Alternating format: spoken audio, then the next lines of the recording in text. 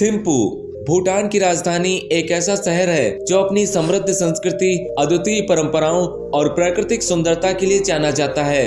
यह शहर अपने आधुनिकता और परंपरा के बीच के अनूठे संतुलन के लिए विशेष रूप से प्रसिद्ध है। दोस्तों, थिम्पू न केवल भूटान की राजनीतिक और प्रशासनिक राजधानी है, बल्कि यह देश के सांस्कृतिक और धार्मिक जीवन का भी एक महत्वपूर्ण केंद्र है।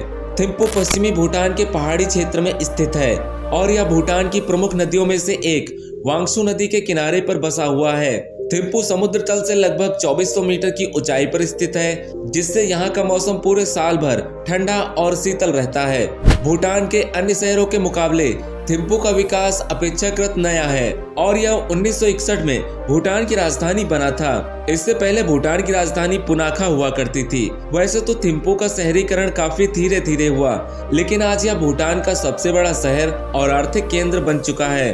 दोस्तों, अगर बात करें थिम्पू के शुरुआती इतिहास के बारे में, तो थिम्पू का सबसे पहले उल्लेख 13वीं शताब्दी में मिलता है, जब यह बौद्ध धर्म के प्रचार और विस्तार का प्रमुख केंद्र बन चुका था। उस समय थिम्पू में कई छोटे छोटे मठ और धार्मिक स्थल स्थापित किए गए थे, जिनमें से चेल्लो डेंजान प्रमुख था और आज भी यह मठ थिम्पू के धार्मिक स्थलों में से एक है।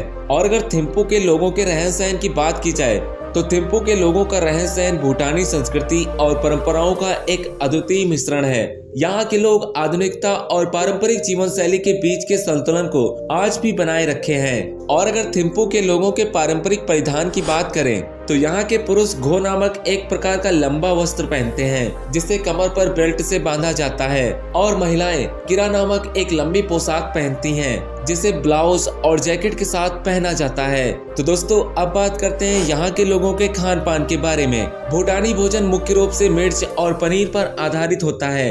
यहाँ के लोग अपने भोजन में चावल, मांस और सब्जियों को शामिल करते हैं। चाय और आरा यहाँ के लोगों के जीवन का मुख्य हिस्सा है। आरा को भूटानी पारंपरिक शराब के नाम से जाना जाता है। और दोस्तों, थिम्पू के लोग धार्मिक एवं आध्यात्मिक जीवन को बहुत महत्व देते हैं। बौद्ध धर्म यहाँ का प्रमुख धर्म है। यहाँ के लोग नियमित रूप से मंदिरों और मठों में जाते हैं। अगर बात की जाए थिम्पू में शिक्षा व्यवस्था और आधुनिकता के बारे में, तो थिम्पू के लोगों का शिक्षा के क्षेत्र में जीवन स्तर काफी अच्छा है। और अब बात करते हैं थिम्पू के मौसम के बारे में, तो यहाँ पर लगभग पूरे साल भर मौसम ठंडा रहता है। इसीलिए यहाँ के लोग हमेशा ही गर्म कपड़े पहनते हैं और ठंड से बचने के लिए पारंपरिक हीटिंग सिस्टम का यूज करते हैं। यहाँ के लोग, यहाँ के ज्यादातर मकान लकड़ी एवं पत्थर के बने होते हैं। दोस्तों, थिम्पू के लोगों के कमाई का मुख्य स्रोत कृषि, व्यवसाय और पर्यटन है। तो आइए अब बात कर लेते हैं थिम्पू में घूमने वाली उन जगहों के बारे में, जहाँ पर पहुंचकर आपके दिल को काफी सुकून महसूस होगा।